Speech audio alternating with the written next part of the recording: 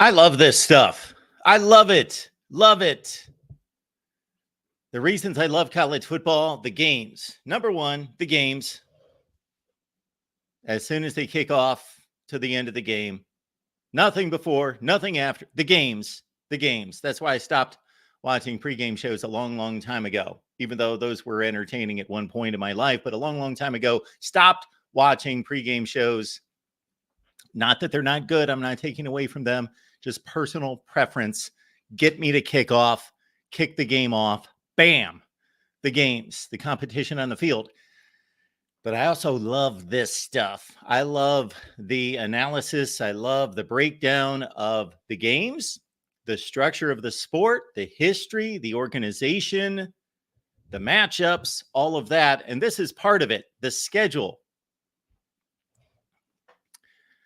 For as much as I rail on college football scheduling, and I do on a regular basis for valid reasons, because it is unfair, not equitable, just doesn't speak to the rivalries all the time, doesn't accommodate or benefit the fan in many ways, is dominated by television, is dominated by the interests of the individual schools.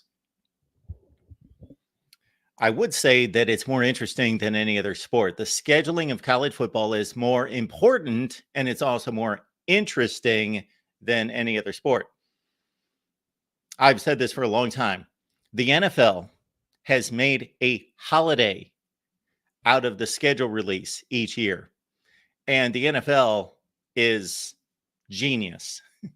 The NFL is the model for marketing, business, growth, expansion. The NFL has completely obliterated Major League Baseball, college football, and others in regards to brand, image, marketing, doing what's best for the business, what's best for the sport, what's best for the future growth of the sport. And one of those things is touting the schedule, publicizing the schedule, making a national holiday out of the schedule release.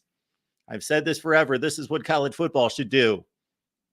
They should release the schedule each year. May 1st, schedule release. The entirety of college football. But you know what that would take? That would actually take cooperation. Cooperation between the conferences, and we do not have that. All right, let's get to the matter at hand, though. The Big Ten schedule release for 2024, 5, 6, 7, 8. There was a Big Ten schedule release for the next two seasons, or was it just next year? I believe it was just 2024, following the additions of USC and UCLA. And then about 4 or 5 months ago, there was a schedule release for 2024 before the additions of Washington and Oregon. So that had to be blown up. So there is some job security as to being in contract with the Big Ten to help them work out their schedule. I'm certainly available. All right, let's get into it. 2024 through 2028. But before we dive into the specific schedules, and of course you can give me a call. I've left the link in the chat, also in the description section of the video. So grab the link, give me a call. Let's talk college football. Let's talk Big Ten scheduling. So while all of college football is always on the table here at the Voice of College Football, the reason we are going live here right now is to talk about the Big Ten schedule release. So we will not talk about anything else. If we exhaust this topic, which I doubt that we will, but if we exhaust this topic, we will certainly take your calls about the matchups coming up this weekend or whatever you want to talk about. Consider that we've released previews on Oklahoma, Texas, Georgia, Kentucky, Alabama, Texas A&M, and I'm sure others that don't come to mind. All right, let's get into it. And before we dive into the specific schedules themselves, let's look at what the Big Ten is telling us about the schedule creation itself. And as soon as, of course, I did that, then my computer freaked out and it no longer has the article that explained all that. There we go. Okay. as announced by the Big Ten on Thursday. The primary objectives considered including the following: balance of annual travel by distance, regions of the conference, and time zones. Now, this is unfortunate. This is where we start to lead toward a place where the other objectives are compromised and difficult to achieve because of this first objective. And why do we have this first objective? Because we got teams all over the place. Because we've got a conference that stretches from one ocean to the other ocean, from New York City to Los Angeles, from Seattle to New York City, spans the country, and all locations in between. So this is unfortunate because other conferences don't necessarily have to look at this. The ACC doesn't necessarily take this into account as it currently stands. The SEC, the Big 12 will. They're spread all over the place now going forward. So right out of the gate, there's a big issue. There is a priority that needs to be a priority. I completely agree that the travel is a toll that has to be taken by the student athletes and should be taken into consideration. In football, certainly less than the other sports that play 25, 30, 35 games, that play series, softball, baseball, etc., that have to be in a location thousands of miles away for an entire weekend. So football is the least of the issue here, but it's still bullet point number one. So it at least has the appearance of taking priority over everything else. And when you are scheduling with that being a driving force, then you're going to have to compromise other scheduling initiatives and priorities that should be more important. Like if you had a conference that was only in 3 states, then you wouldn't even think about travel. It wouldn't matter. So then you could completely discard that and you could focus on rivalries, competitive balance, all of those things. But here you've got to compromise those things. So regardless of stating those things later, issue. Okay, bullet point number 2. Maintaining control and flexibility as the college football postseason format evolves, with the goal to create access for programs into an expanded college football playoff. That is a loaded statement. That is a loaded statement. Either that means we are building a schedule that will give access and ensure that our very best programs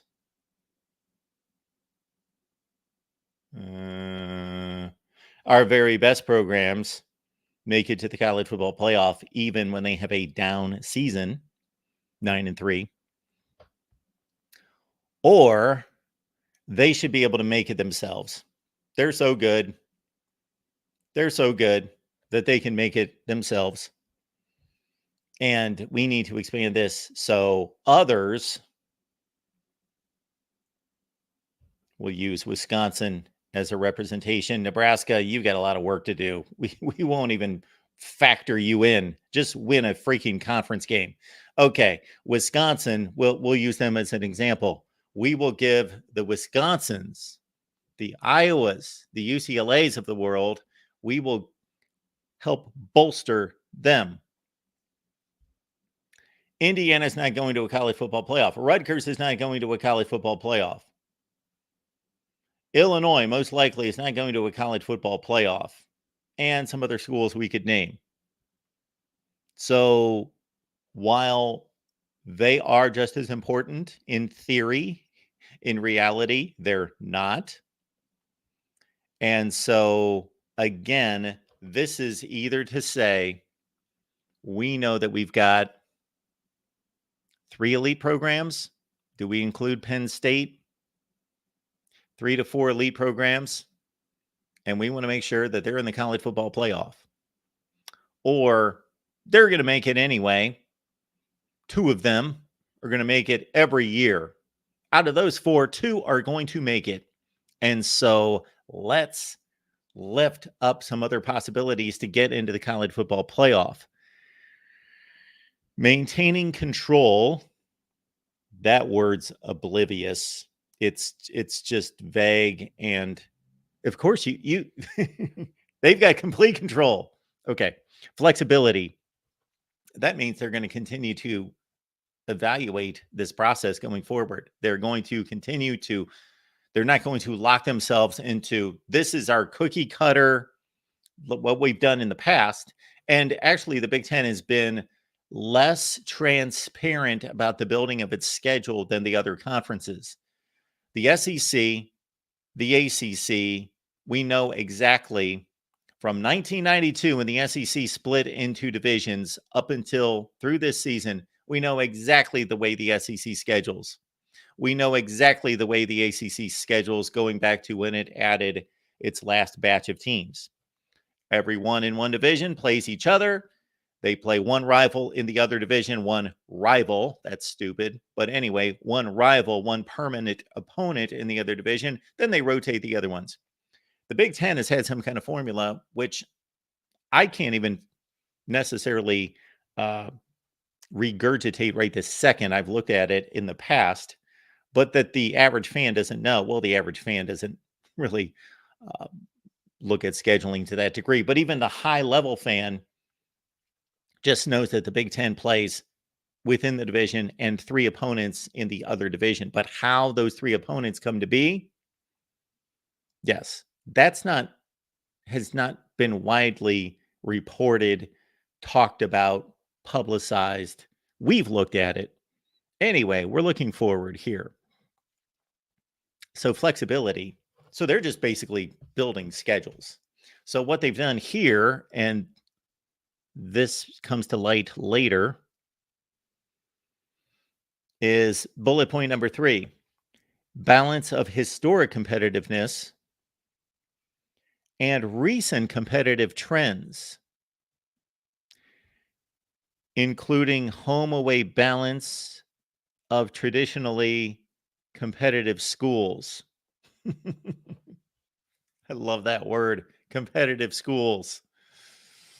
Competitive schools. Our elite schools are strong, solid schools, and then everybody else sucks.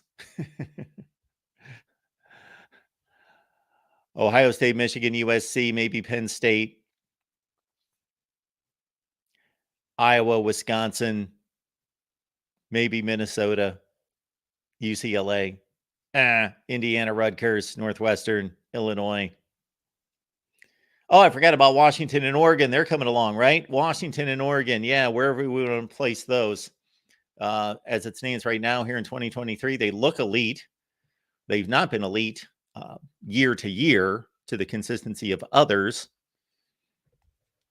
And that's a whole other topic in terms of who's elite, who's not elite. I think there's only been one school in this new conference of 18 teams. There's only been one school that's been elite nonstop for a long, long time. Now, elite, period. Michigan's certainly elite. USC's elite, historically and currently. Okay. Historic competitiveness and recent competitive trends. See, the historic competitiveness, I don't necessarily understand that to a certain degree. Why does it matter who's historically competitive? Now, if they're talking about maintaining rivalries, which that has been taken care of in the past, and here it is down here. Conference schedules will include 12 protected matchups that will continue to be played annually and feature a combination of historic and geographic rivalries as well as trophy games.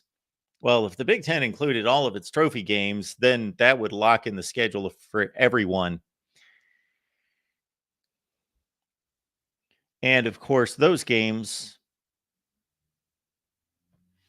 were previously reported. Illinois Northwestern, Illinois, Purdue, I don't get. Can somebody help me out on this one? The rest of them make sense. Okay, Illinois, Northwestern, Indiana, Purdue, Old Oak and Bucket, Iowa, Minnesota, Florida, Rosedale, Iowa, Nebraska, Iowa, Wisconsin, Maryland, Rutgers, Maryland, Rutgers, Maryland, Rutgers. Do we have to play that game? I guess. Okay. The strategy there, I can agree with. Maryland, Rutgers, they're on the outskirts. They've been in this league now for going on 10 seasons. 10th season here in 2023. 10th season for Maryland and Rutgers. What have they contributed to this conference? Nothing. Zero.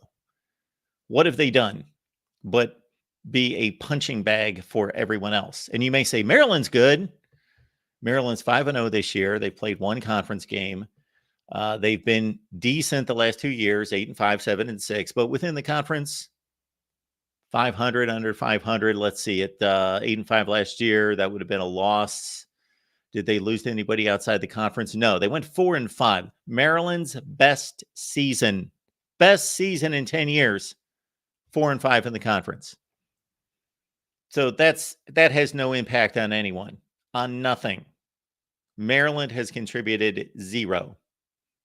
Now they have hope, and there is an optimism for the future at Maryland, and I get it. I'm not saying that they're not a good football brand. I'm not saying that they're not functional. They don't serve a purpose. They fill a blank next to another team to play, but in terms of adding to the league, complementing the league, supplementing the league, being a major addition from a competitive standpoint, and even from a financial standpoint, that was largely overrated. But that value has been there in regards to cable markets on the East Coast that were brought in by Maryland and Rutgers. So was that move worth it financially?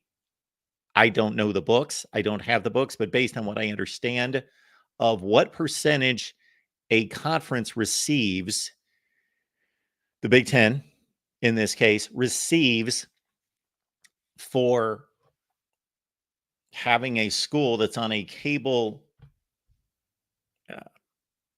affiliate market is a much higher percentage than outside the region. Okay. I don't know if I explained that correctly. I did correctly, but maybe not clearly. So anyway, financially, believe me, it appears, again, I didn't do all the math and don't have the access to do the math, but it appears based on what I've read, because of that disparity of the percentage of that cable fee that is delivered to the Big Ten Conference because of those teams. So for example, these are old figures, but they serve the example.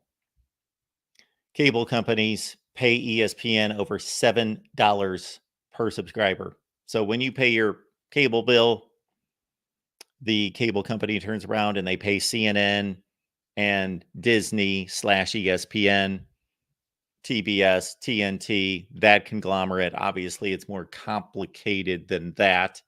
And there's a parent company over these, so they're not paying individual channels, but the parent company that owns 3 channels, 30 channels, whatever the case might be. So they are paying for a higher percentage of that money goes to schools, goes to the conference, representing the schools within the footprint of that area. So, for example, if there was a Big Ten conference with no Rutgers and cable companies in New York City were paying for the Big Ten, they would pay a quarter per subscriber. But once Rutgers joins, 75 cents per subscriber. So that is the value that Rutgers and Maryland brought to the Big Ten and continue to bring to the Big Ten. But on the field, they brought zero. Zero. That can't be overstated. They're playing a 10th season and they've done nothing. And I'm not just talking about winning championships. I'm just talking about being competitive. If Maryland wouldn't have gone to the Duke's Mayo Bowl or wherever they went last year to play, let's see, NC State last year, Virginia Tech the year before, they went to one of those mid-tier ACC bowls, somebody else would have gone. So they've brought nothing. Okay, except for that. Maryland Rutgers, okay, so because they've brought nothing to the table, it's a different situation than Texas A&M and Missouri joining the Big Ten at roughly the same time 2 years earlier in the SEC, and they have been substantial additions. They have been substantial contributing additions to the SEC.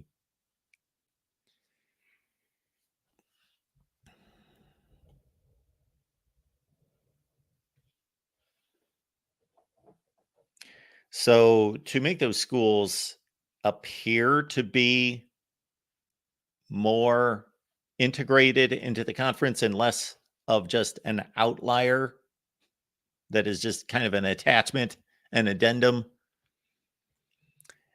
you make them a rival. You make their natural geographic rivals. You make that a rivalry, and that has been the game played. Well, the Big Ten has not been consistent here. For a certain period of time, they played Maryland and Rutgers at the conclusion of the season because that was a traditional game that could be played and would, again, integrate them into the league and integrate this and push it as a rivalry. Then they backed off of that. So it's going to be established as a rivalry going forward. Maryland, Rutgers, Michigan, Michigan State, Michigan, Ohio State. I don't know why they need to keep that game. They could probably get rid of that. But anyway, Michigan, Ohio State has been deemed for some reason to be worthy of continuing each year. Minnesota, Wisconsin, of course, Oregon, Washington, and USC, UCLA. So all of those make sense to me. The least of which Maryland, Rutgers, but I get it. I agree with it. But the one that is mystifying to me, Illinois and Purdue. I did not know they had a rivalry. I was unaware of this. I've been watching these teams play for 45 years. I had no idea. I know that they may be closer in proximity than any two schools in the Big Ten. It's close. But why would that need to be played? That's fine. It's not going to hurt anything. And then we've got the annual Big Ten championship game, and I'm sure there will be future announcements as to where that game will be played. I think it should move around, not just be played in Indianapolis. What is special about Indianapolis? We now have an outdoor stadium in Minneapolis, so it's not going to be played there. But Detroit,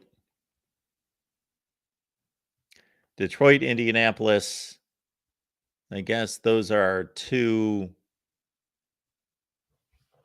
options. That's it. Unless they want to play in the cold. It is Big Ten football. All right, let's move on to the specific. Let's move on to the specific schedules.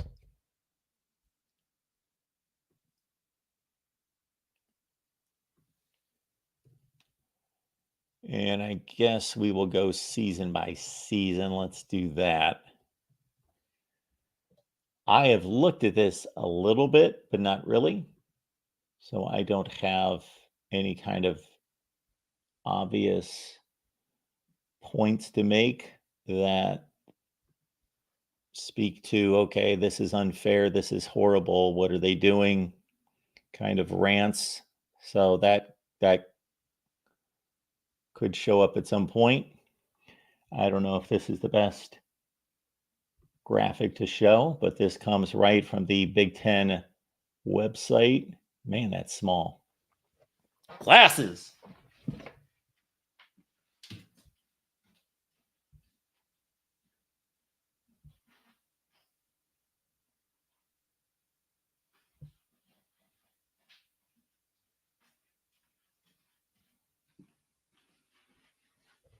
All right, folks, let me know. Can you see that?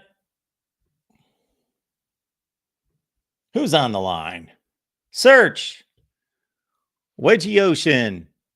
Michael. Steven.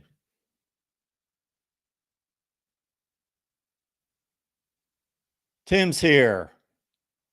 Dave's here. Here. Argraw. Good to see all of you. Bring some folks in here. If you know any college football fans that are out there that would enjoy this conversation, let them know that we are here talking Big Ten scheduling. All right. I don't like that format here.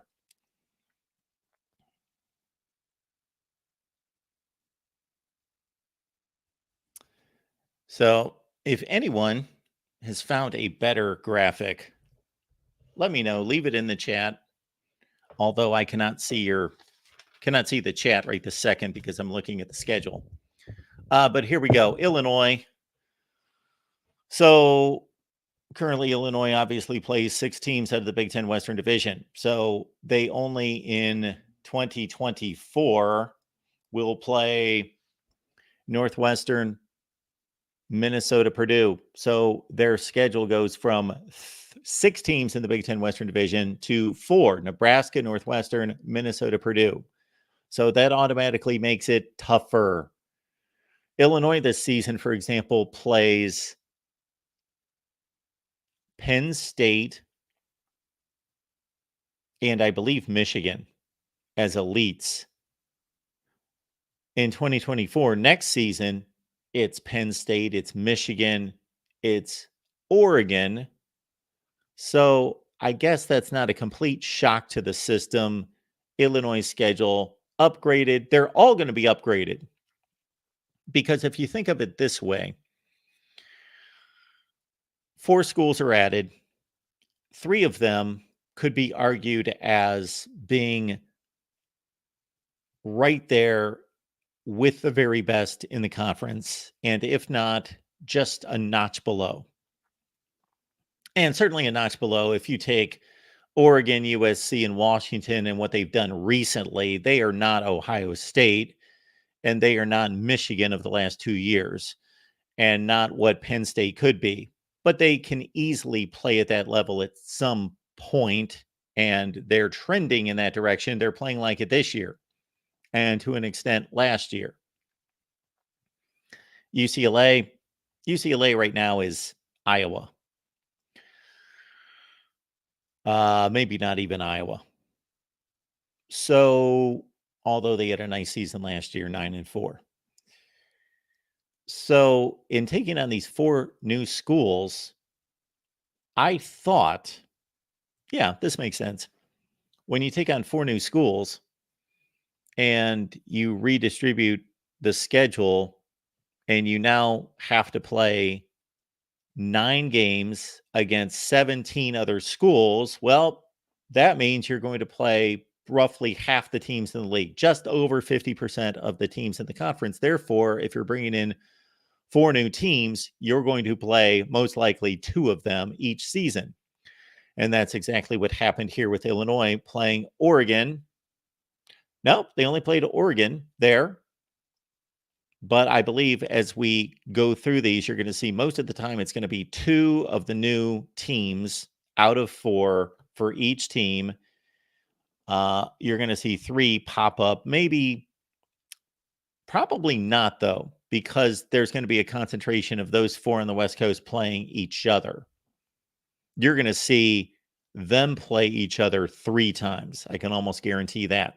Again, I haven't really looked at this until right now. So this is my first look. Indiana in 2024 is playing 5 road games. So they are playing how many teams out of the West? They are playing Purdue, Nebraska, Northwestern. So 3 teams out of the West, as they currently would play now. But they are also only playing Ohio State, Michigan. So they lose Penn State, benefit to them, but they pick up Washington and UCLA. Again, this is just going to be a tougher schedule for everyone. The question is, how much tougher? And I'm sure most of you have looked through your team's schedules to see, okay, what is really tough. And the very first question or comment that we received in the chat, Argraw, appreciate you, man. Job 1925, because we could spend all day going through everybody's schedule, but I would like for any of you who want me to review and analyze any specific schedule that you think is, you just want me to look it over, or you want us to look it over, or you think it's inordinately difficult or easy, then throw it in the chat and we'll look at it. Job 1925 says Michigan's 2024 schedule is the most brutal I've seen in my 55 years of watching Michigan football. Wow. Okay. Let's look at that. And then we'll get to this super chat. Michigan in 2024. Hope you guys can see that. I've blown it up as much as I can.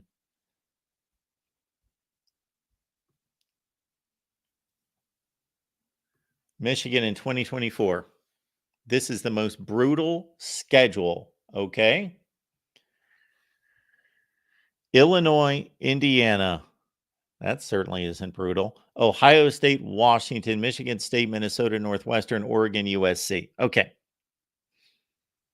So Michigan would play Ohio State, Indiana, Michigan State, those three anyway. So they are missing Rutgers. They are missing Maryland. They are missing Penn State. So Rutgers is an automatic win that they're missing. Maryland is a near automatic win that they're missing. Penn State is a 50-50 game. Michigan fans will take exception to that, possibly. I know that it's not been 50-50 the last couple of years, but it's been 50-50 in the last 10 years, roughly. So you lose that difficult game in Penn State. Michigan, like any team in the East, currently plays 3 teams in the West. And this particular season in 24, you've got Illinois, Minnesota, Northwestern. Well, that's an easy draw from the West. No Wisconsin, no Iowa. So that's a fairly easy draw. And again, we are taking these teams as they currently stand, and things change from year to year as they currently stand. And we are also taking them, in a sense, historically, recent history. USC, Oregon. So that's the difficulty of the schedule, picking up USC and Oregon. But I am not seeing where this is just the most brutal schedule ever. If Michigan played this schedule this season, USC, Oregon, Washington. I'm sorry. So those 3 added. Yeah, okay. I missed Washington there. Washington, Oregon, USC. It's decidedly tougher than a typical Michigan schedule. Who does Michigan play in the West this year? Minnesota, Nebraska, Purdue. Here it's Minnesota, Northwestern, Illinois. That's a wash. So it's about the other 6. And instead of Ohio State, Penn State, Michigan State, Indiana, Maryland, Rutgers, it's Ohio State, Indiana, Washington, Michigan State, Oregon, USC. So take out Ohio State, you already play Ohio State. Take out Michigan State, you already play them, and Indiana. Basically, it's a 3-game difference. So cancel everyone off, because we just decided that there are 6 games that are exactly the same or in the same ballpark in the Western Division currently. So there are 3 games that are different for Michigan. So this season, instead of playing Penn State, Maryland, Rutgers. You're playing Washington, Oregon, USC. There's your difference. Replace Penn State, Maryland, Rutgers with Washington, Oregon, USC. Yes. Whoop.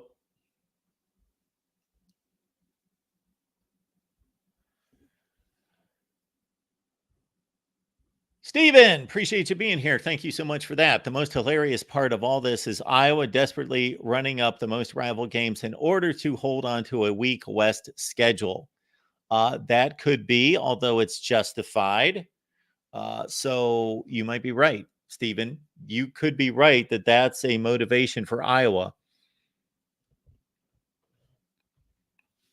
As soon as all this started to get thrown around across college football in regards to realignment and the changing of schedules, I have found that most fan bases seem to be split almost down the middle between the fans that want the easiest schedule possible.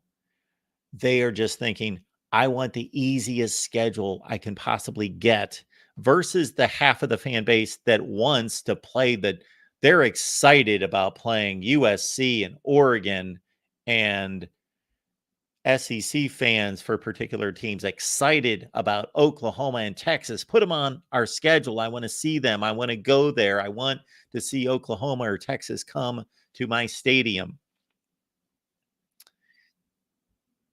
The most hilarious part of all this is Iowa desperately running up the most rival games in order to hold on to a weak West schedule. Well, that might be the initiative. That might be the agenda. However, it's justified because Wisconsin and Minnesota are definitely valid and needed rivals that have to, if you believe at all in tradition and rivalries, then those games have to be played. And then tack on Nebraska as a recent rival and neighboring state, recent rival of the last 12 to 13 years since joining the Big Ten. And Stephen, you're right, but it's valid and it's justified. And Iowa's schedule still, though, let's look at Iowa next season. Where are they? There they are. Okay. Iowa plays Maryland, Michigan State, Minnesota, Ohio State, and UCLA at home. They've got 5 home games. Nebraska, Northwestern, Washington, Wisconsin on the road. So they are playing Minnesota, Nebraska, and Wisconsin. So there can be an argument made that those are the 3 most difficult teams to play in the Western Division. I know Nebraska's been down, but going forward, that those would be the 3 teams. If you are Iowa and you simply want to play easy games, those would be the 3 games you would not want to play. But I get your point, Stephen. Your point is completely valid, because it's not about East and West anymore. Just because those are the best schools in the West, those are taking the place or potential spots that would be taken by elite programs or really good programs elsewhere from the current East or from the newcomers from the West Coast. So, again, Minnesota, Wisconsin, and Northwestern. Minnesota, Wisconsin, Northwestern, and Nebraska. Okay, they play 4. I'm sorry. They play 4 from the current West. So they lucked out with Northwestern being a part of the 24 schedule. So they would already play them. And this particular season, 2023, Iowa is playing Penn State, Rutgers, and Michigan State. They just played them last week. Penn State, Michigan State, Rutgers out of the East. So eliminate Michigan State. And here's the difference in the schedule. Instead of playing, as they are in 2023, Iowa playing Illinois and Purdue, Penn State and Rutgers, instead of playing those four, Illinois, Purdue, Penn State, and Rutgers, they are playing Washington, Ohio State, UCLA, and Maryland. Tougher. Say Washington and Penn State are a wash. Let's say they're a wash. They pick up Ohio State. They pick up Maryland. Yes. And again, UCLA in place of Rutgers and Northwestern. I'm sorry, not Northwestern, Purdue and Illinois. Tougher schedule for Iowa, no doubt. Tougher schedule for everyone. Again, it's all about how much tougher is it. It's going to be tougher for your school, but it's tougher for the teams that you're going to be playing as well. All right, Vaughn, appreciate you being here at the Voice of College Football. A schedule model like this will bring Big Ten powerhouses closer to SEC level. Iron sharpens iron.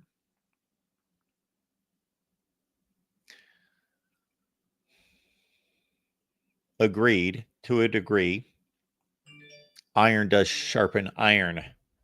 That comes from the good book, so we can't discount that. You play the best, you become the best.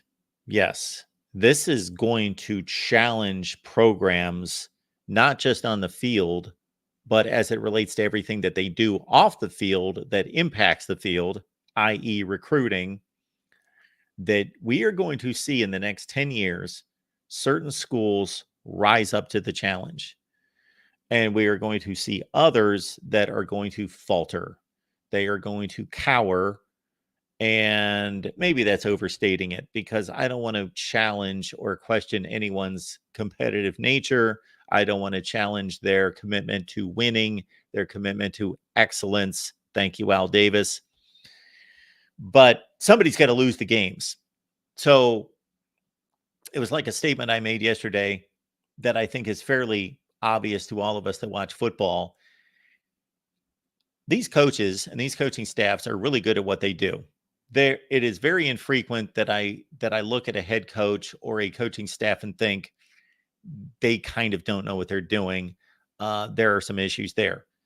It's just that they're all really good, and somebody's got to lose the games.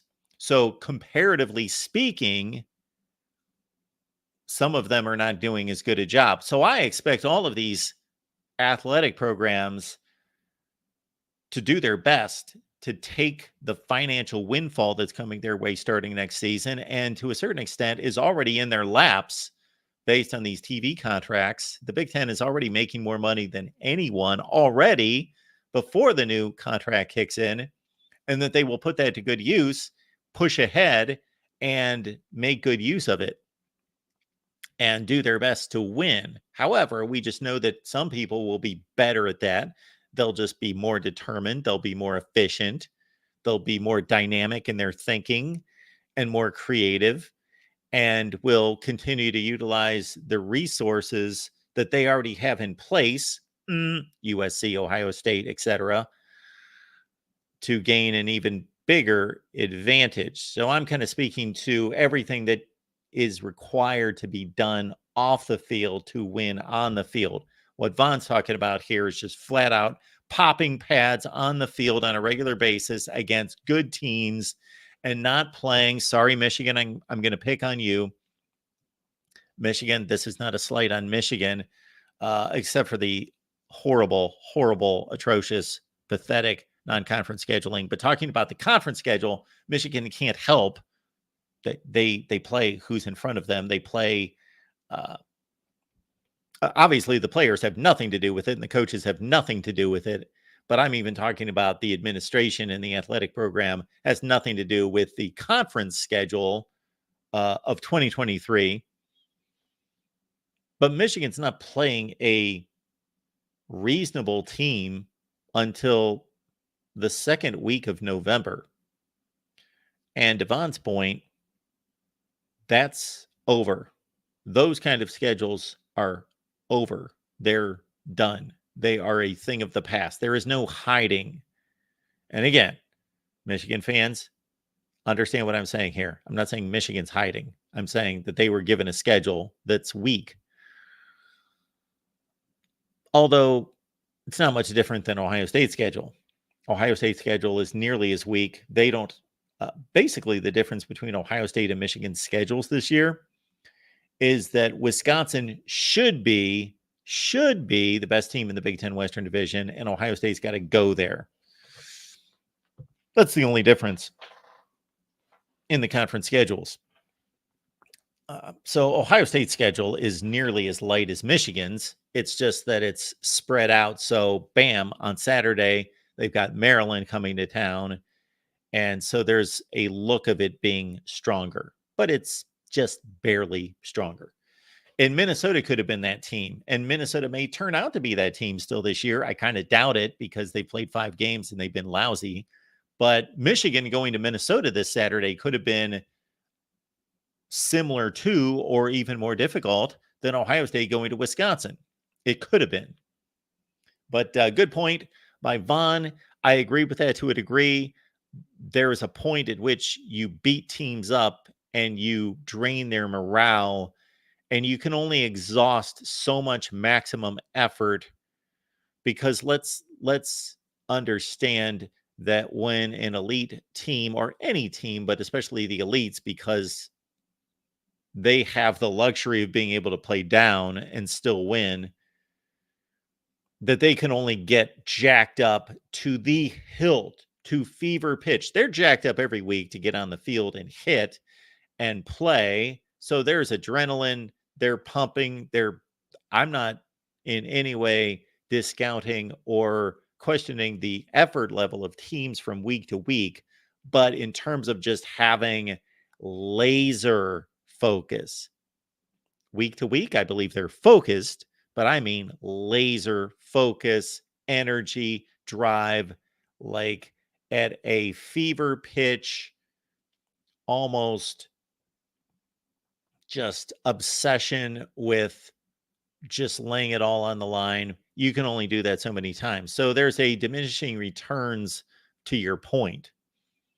So if an elite program in the Big Ten had to play all the elites all the time, and Michigan's schedule was Ohio State, Penn State, USC, Washington, Oregon, Wisconsin, Iowa, UCLA every year, that would be a bit much.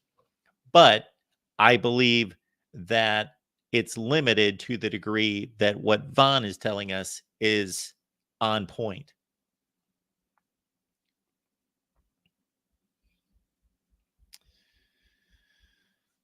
All right, folks, we appreciate you being here at the Voice of College Football. I know that the Big Ten schedule was released on Thursday. I was actually unaware that it was going to be released on Thursday. Maybe I need to be plugged in a little bit more, although, shoot, I'm here talking college football constantly.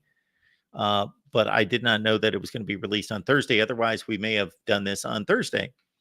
And I don't even know at what point it was released on Thursday, because I didn't find out about it until probably 8 or 9 o'clock on Thursday night, and just thought, okay, do I go live now?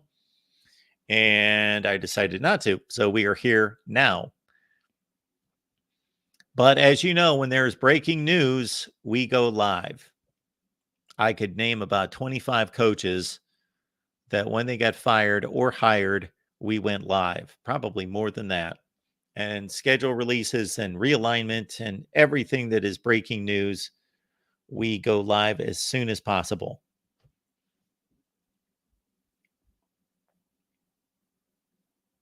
Midday Thursday. There you go. I was basically recording and doing live streams from 10 a.m. to, I don't even know, sometime in the evening. So I was not checking. So I missed it. And don't even know if we could have gone live. So check out the previews that we've got. Of course, Saturday's a huge day of college football, and we've got a number of previews that you can find right here. Also, we've got Steve Merrill from Wager Talk, and we deliver segments on the betting lines across college football. So go to all the team channels, and you will find our segments with Steve Merrill from Wager Talk. And again, I would encourage you all, whether your motivation is to support the channel, just flat out support the channel, don't care otherwise. And I only say that because I firmly believe that we need to deliver for all of you. It's not your job to support us. We are to deliver. And then by doing all the right things, then we should be able to gain the sponsorships and make the money that supports the channel. So I'm not looking for you to support us per se, but there are a lot of nice people. And I only say this because I've had tons of people reach out to me and say, I've only got a YouTube membership, or I only have Patreon because I just want to support the channel. You don't need to do anything. You do enough on the main channel and all the team channels. But that being the case, we want to deliver for all of you. So if you go to patreon.com/MarkRogersTV or get a YouTube membership here on the main channel, you get the exact same benefits, which is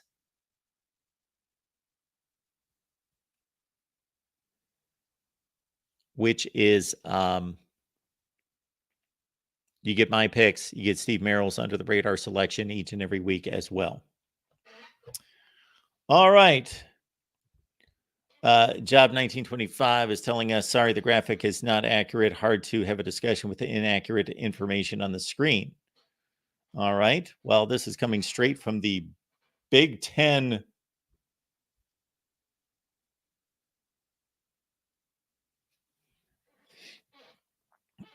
This is coming directly from the Big Ten.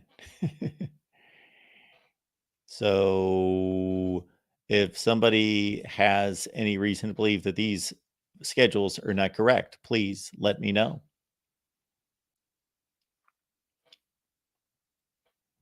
Yes, this is on the Big Ten website. So if they don't have it right, I don't know who's going to have it right.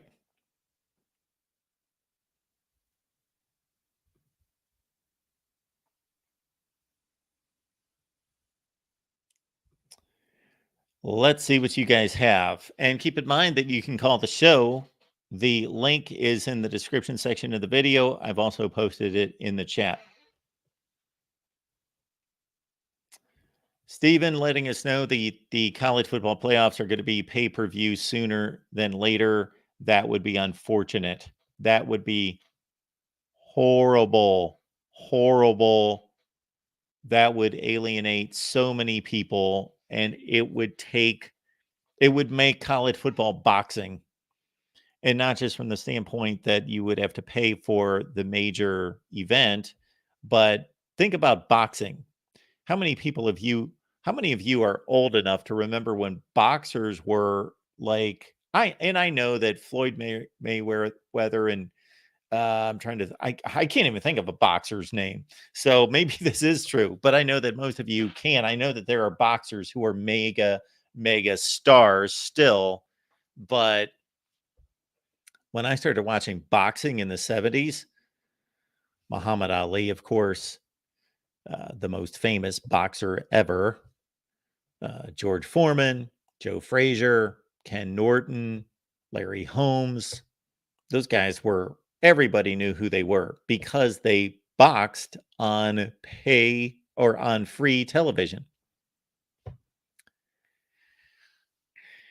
And so once that went behind a paywall, what's happened? Well, I know that they make more money now. I understand they make more money, but the boxing has become insignificant. I don't even know when there's a major boxing match. I'm not even aware of it. I have no idea. And I have never paid 1 penny to watch boxing because it was a periphery interest. So once it became a paid thing, number one, I didn't want to pay. Number two, it was so off my radar that I didn't even think about it. It didn't even cross my mind. So you might be right, Stephen, that it may go pay-per-view and they may make more money that way, but they are going to limit the national appeal of the sport. It is going to It's going to decline considerably because you're going to lose. Shoot, even not even people to my degree. When I watched boxing, let's say in the late 70s, I was not a boxing guy. I wouldn't have considered myself a boxing fan, but I watched it. Now that I think about it, I watched a lot of boxing. And I haven't watched one guy throw a punch in 25 years. I I've never paid for it. I've gone to a couple get-togethers or parties where somebody else paid for it, but I don't know any boxers currently. 0. It's completely ruined the sport in regards to the people involved are still making a ton of money and even more, but it's ruined the sport nationally. It is no longer a major sport. And Steve and I would be concerned that that same thing would happen to college football. Because how many people watch the college football playoffs that would have no interest in paying for it? So you would limit the audience from how many people watch a playoff game now? 20 million? That would go to 5 million.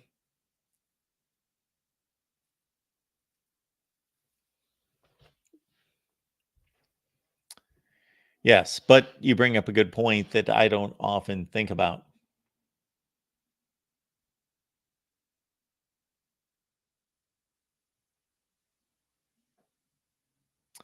Mike, it's amazing to me that the best college sport in the nation has the worst playoff system.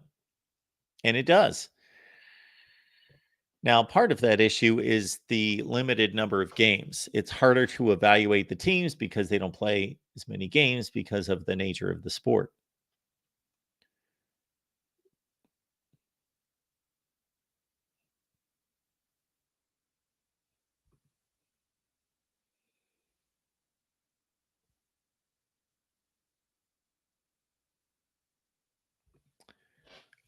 Dave might have been making that comment back when I was comparing Ohio State and Notre Dame and Michigan's schedules, but I was not comparing their overall schedules. I was just comparing their conference schedules.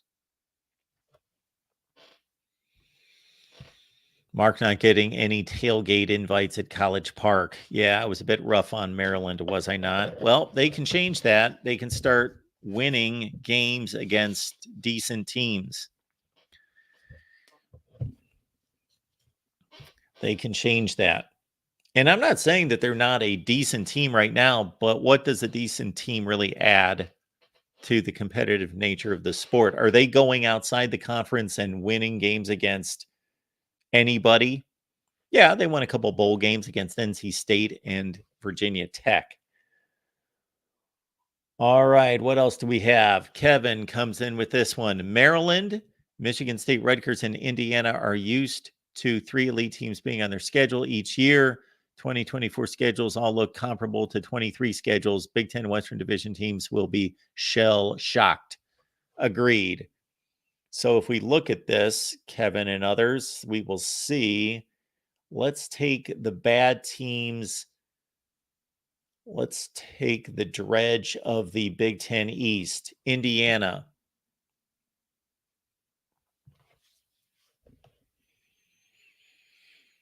Currently plays Ohio State, Michigan, Penn State, Michigan State, Maryland, Rutgers. Okay, next season they will still have to play Ohio State, Michigan, and Michigan State. No Penn State. They pick up Washington and they pick up UCLA. So I would say that Indiana's schedule is about the same. And their Big Ten West obviously would rotate anyway. So this year, Indiana, for example, who do they play in the West? They play. They play. I don't even know off the top of my head. Who did they play? Crap. I thought I'd be able to. They play Purdue, obviously, and they will always play Purdue. So cancel that out. And next season, they're playing Northwestern and Nebraska. So that's typical of what they might play out of the Big Ten West anyway. So that's exactly a wash. And they always would have to play Ohio State, Michigan State, Maryland. So it's basically taking, and Michigan. So basically, Indiana's schedule changes very little compared to the others. Instead of Rutgers and Penn State, they play UCLA and Washington. Slightly tougher because of UCLA, the UCLA Rutgers comparison. So Indiana probably has a schedule, at least next season, that changes less than anyone's.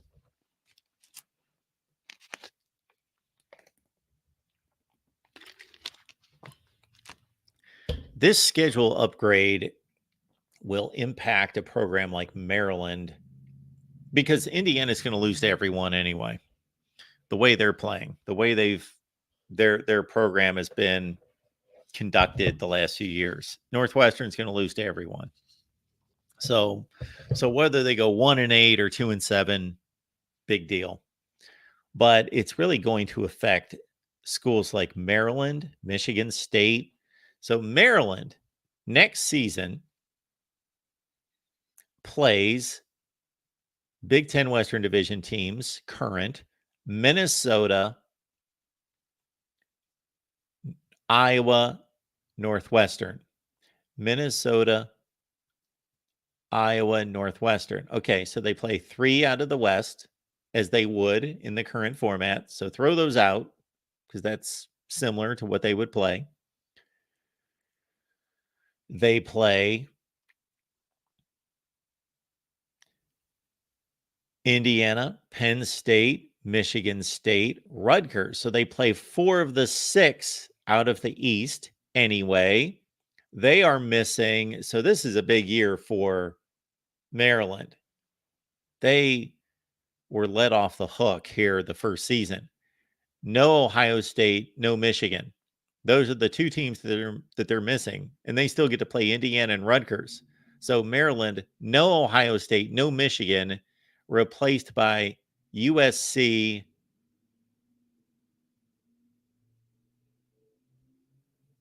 and Oregon. Well, that's pretty much a trade-off. I'd rather play USC and Oregon than Ohio State and Michigan, but not by much. So Maryland, again, their schedule, at least in 2024, is staying about the same. So that's about the best you can hope for, is that your schedule is staying the same, but that's not going to be year to year. So look at Maryland the next season in 2025. They pick up Michigan again, and then they still have Washington and UCLA out of the 4 newcomers. And they've got Wisconsin out of what is the current West. And who knows how good some of these teams are going to be 2 years from now.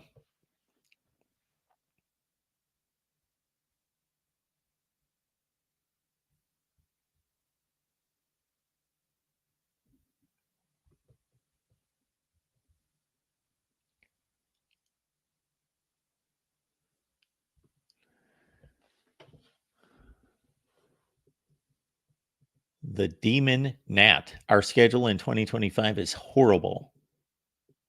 Well, I don't know who you are, or I would give it a look. Right hand land, right hand lead. Maryland will get to avoid Ohio State, Penn State, and Michigan every year. This is better for them. Every year. Oh, yes. They will get to avoid having all of them every year. But as we see,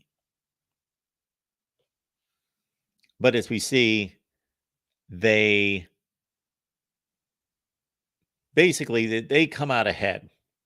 So this is the way they come out ahead. You're correct. Although they replace those with schools that are just nearly as good, that's better than some of these schools. The Western Division, somebody said it, and I've said it a zillion times. since all this came down is that it's the Western Division teams that are going to get punched in the mouth. They are the ones that they are trading 6 games that are manageable and only getting like 3 of those teams out of the 6.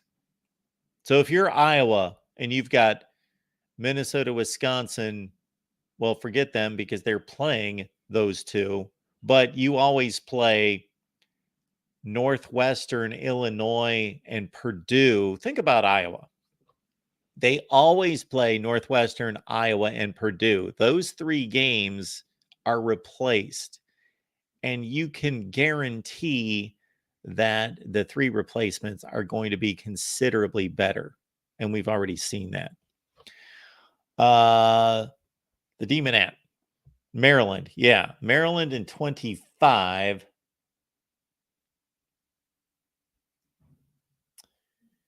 What you got here? Okay. Let's take out your Western Division teams. Illinois, Nebraska. Oh, only 2 teams out of the West, Illinois and Nebraska. Okay. And then always playing all the Eastern Division teams, and you only have Michigan State, Rutgers, Indiana, Michigan. So no Ohio State, no Penn State, and you replace them with Washington, UCLA. Yeah, not a bad deal.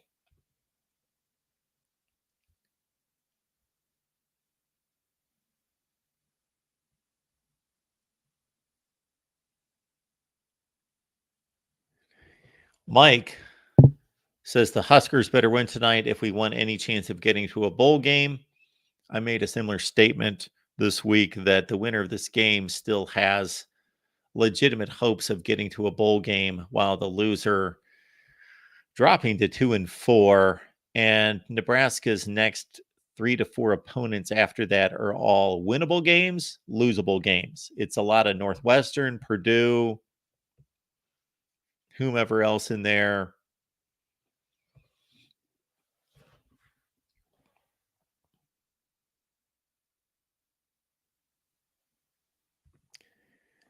Bilal, coming from an Ohio State angle, let's keep that in mind. Says Michigan could possibly go 7-5 next season. Well, I think they play Oklahoma. I think that's the year Michigan picks up Oklahoma.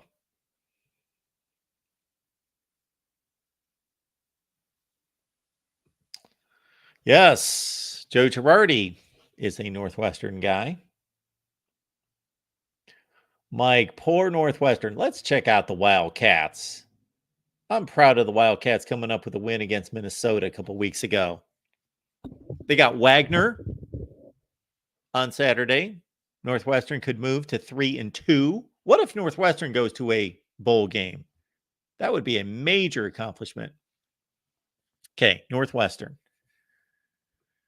This is that 24? No, that's 25. Let's go to 20. Yeah. There we go. Northwestern.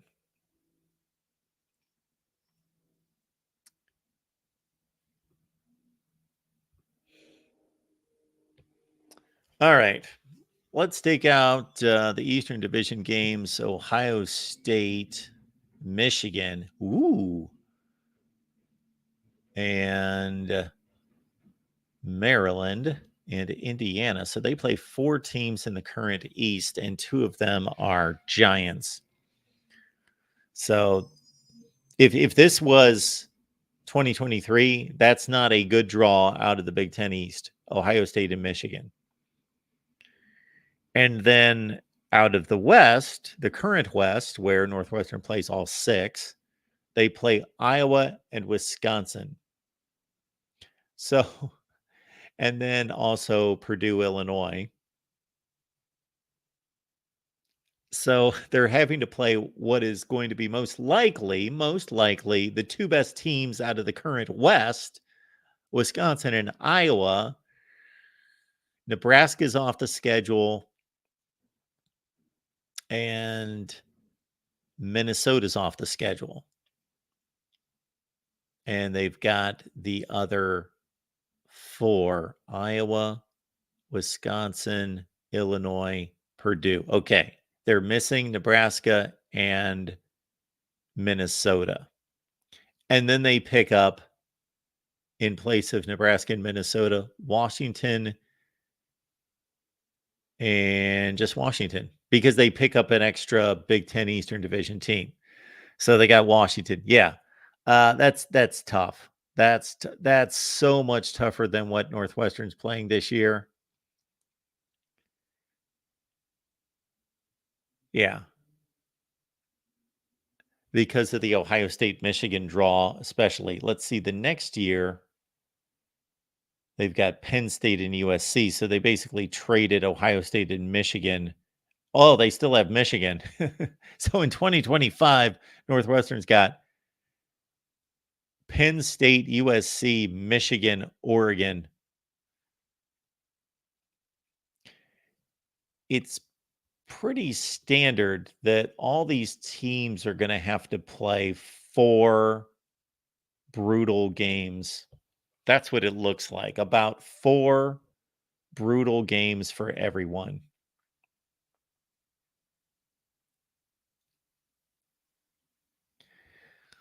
Marcus says the fact some are complaining about the schedule being too hard lends credence to the fact that the Big Ten is now the best conference in the country. Well, that's not a fact. That's your opinion. It's arguable, and it's a somewhat valid point that it could be argued that it will be the best. If you took this conference this year and you added Texas and Oklahoma to the SEC,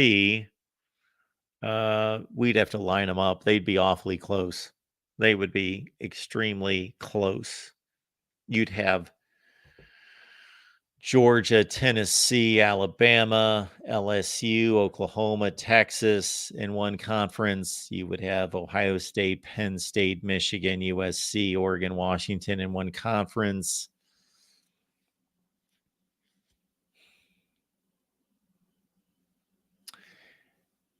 Check out a few videos we've released here recently. We had a conversation with Steve Dace the other day. Check it out.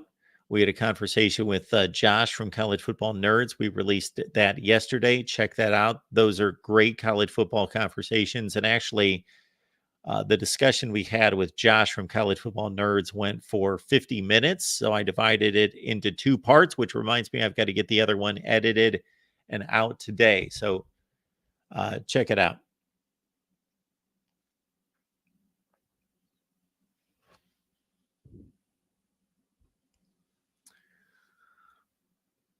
WB2DX, what are the odds of Clemson going to the Big Ten, and when would it happen? That's a loaded question that we've addressed a number of times, and I know there's been some recent talk. I'm not going to call it news because it's not news. It's talk about that being expedited. Clemson has to go get themselves out of that ACC grant of rights. They probably need help. They probably need a consortium of teams to go with them.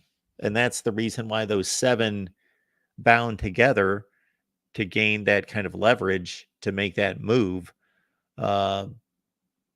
Because it's going to become even more difficult next season, because with Stanford and Cal joining the ACC, you're giving voting rights to 2 other members that are going to vote for the league to continue. And there is a need for half the league, or 7 schools, or it might be 8, 7 or 8 of the schools to leave the league for the league and the grant of rights to be dismissed. We'll not get too heavy into that since we're talking about the Big Ten, because there's a lot that we could say about that and would say. As Steven says, Miami might go to the Big Ten, maybe Florida State. We've talked about that. Florida State just gained, Miami just gained a U, and Florida State's in the top 15 of the remaining schools to receive AAU membership. So expect that to happen in the next 2 to 3 years. Stephen, I hope you're right that NBC will eventually force Notre Dame into the Big Ten or a Big Ten affiliate. Are you talking about much like the ACC? I would not go for that. I would hope the Big Ten would not go for that. That's a flawed situation. It's a farce.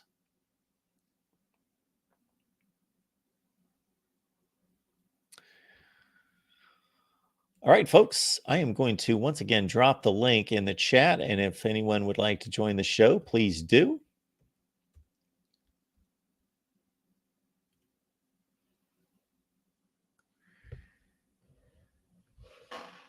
I want to double check time and commitments here. Hang on just a second.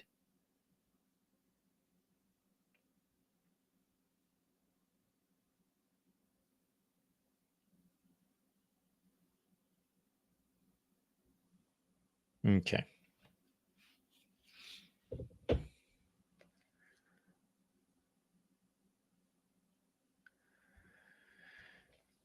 Yeah. This whole Notre Dame situation, again, I don't blame Notre Dame.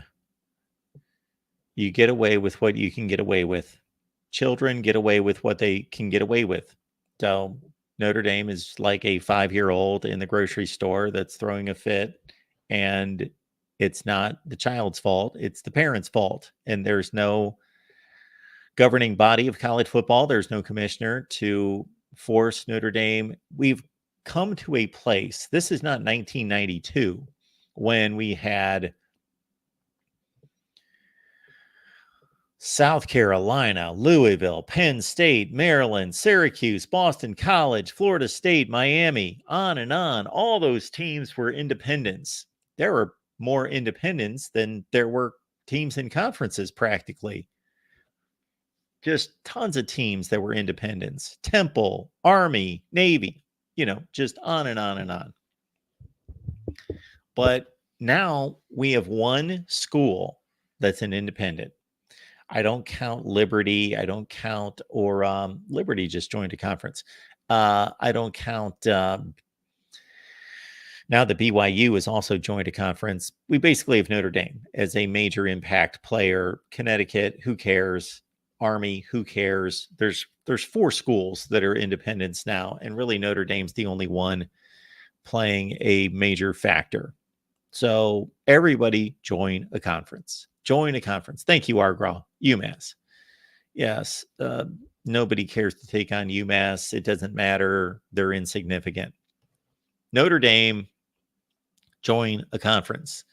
But I don't expect them to join a conference unless it either becomes so financially either detrimental in their current state or beneficial to them joining a conference that the money will finally override the pride, the stubbornness, the determination to remain unique.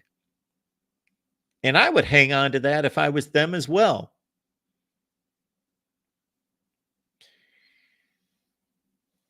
That's why there needs to be a governing body to bring them into a conference. There needs to be a governing body that takes hold of all this scheduling. So I have no issue with the individual conferences schedule. They do a nice job. They do now. The SEC's blown it for years. The ACC's blown it for years. They've now come to a place where it's going to be much better, a much better situation. And I apologize for all those people that haven't watched me on a regular basis, because I refer to certain things that I've talked about many times and posted videos on that I'm not explaining here, of why scheduling is so screwed up in college football and why it's not equitable. Mike, thank you so much for your contribution, Mike. That's so much, so nice of you. Appreciate it.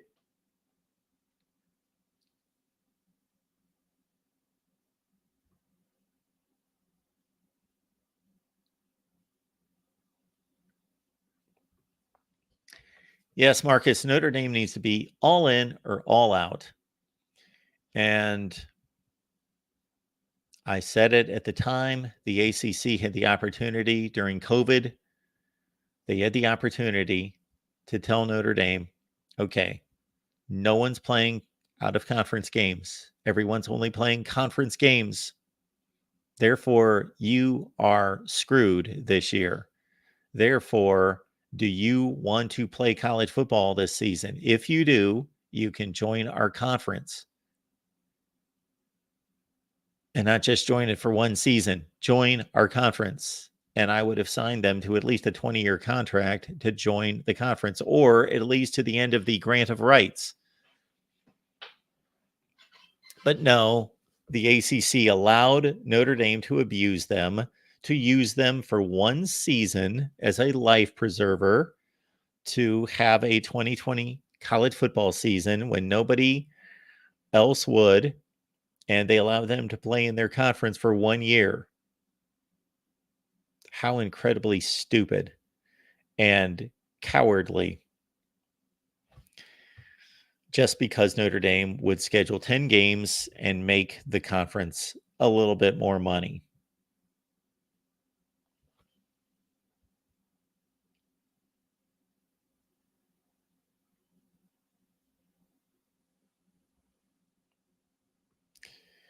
Remember when Spurrier used to drop 80 bombs on teams? Aaron, any chance there are more schools going to join the Big Ten before the 24 season? Well, I got to tell you, Aaron, that prior to 2 years ago, I would have told you absolutely not. But based on what we've seen in college football for the past 2 seasons, I cannot tell you that 100% assuredly. But the release of this schedule at this point tells us quite a bit, because we're getting to a point where to join and for anything to be different for the 24 season, we are less than a year away. And now they have built a schedule. But Oregon and Washington just joined when? What was that, 3 months ago? And they had released a 24 schedule.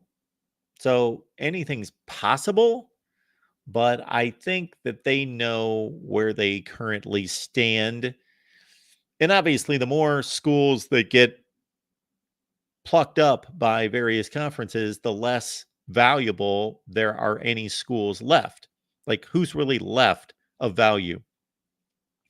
If Notre Dame joined the Big Ten and the Big Ten was able to acquire Notre Dame for 2024, the Big Ten would gladly tear this schedule up and then have to construct something for 19 teams, which is an oddity. But the Big Ten operated for 30 years with 11 teams, so they can operate with 19 teams. It can be done. So the Big Ten would gladly do that.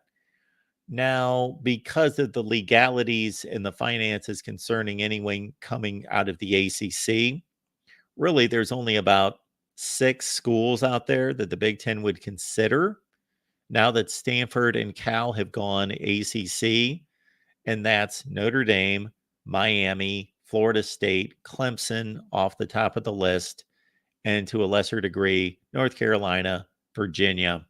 And that's maybe Georgia Tech, and that's the end of the line. So I would say the chance of that happening before the 24 season is about 10 to 15%. It's not minuscule because it just happened 3 months ago, but the difference is if we are getting closer to that date, and the difference is 4 of the major players have been taken off the board.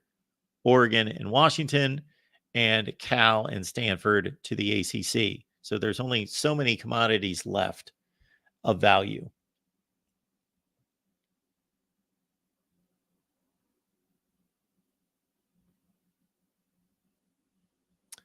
Virginia Tech, maybe. Maybe.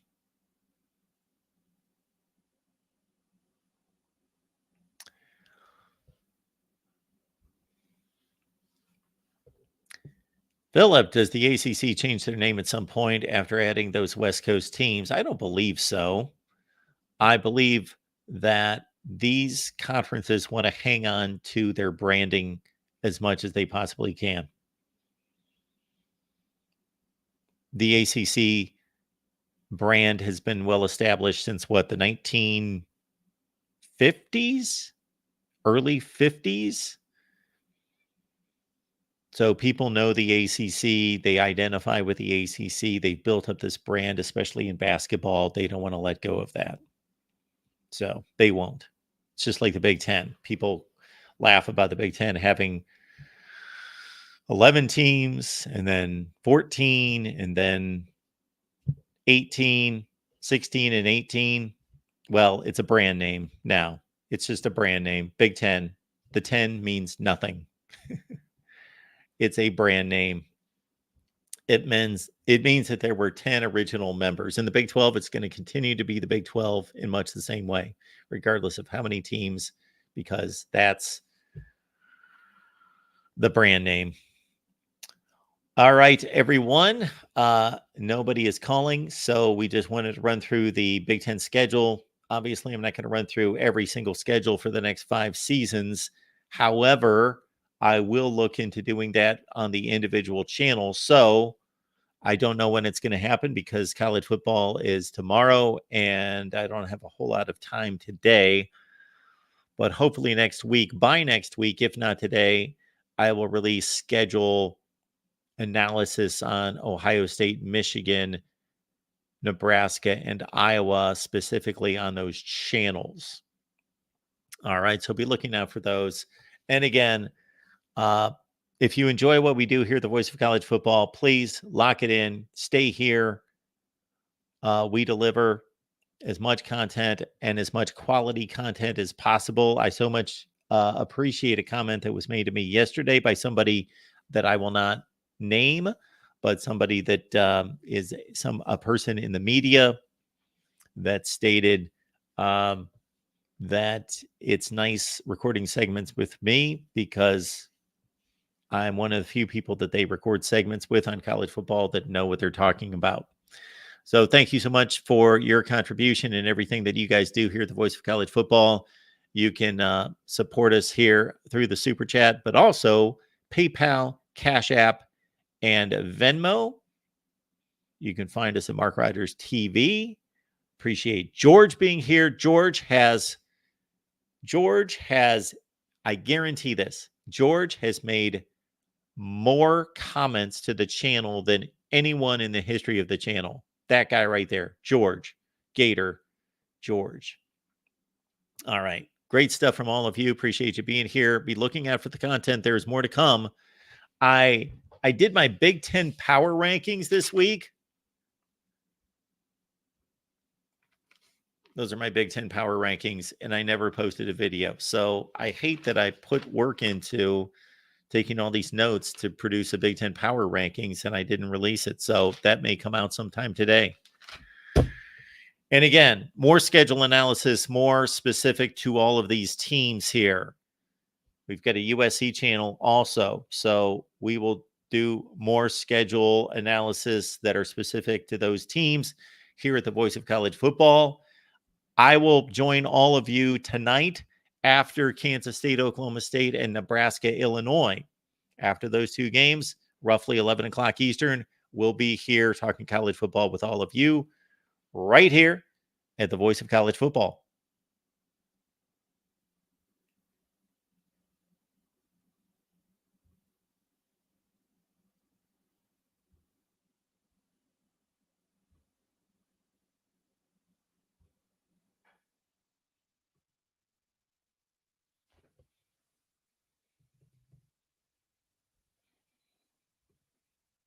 Go to games all the time, or you've got your heart set on that one huge matchup, go to Ticketsmarter.com to save big. Ticketsmarter technology gives you the best competitive prices on the secondary market. Your purchase price is safe and guaranteed.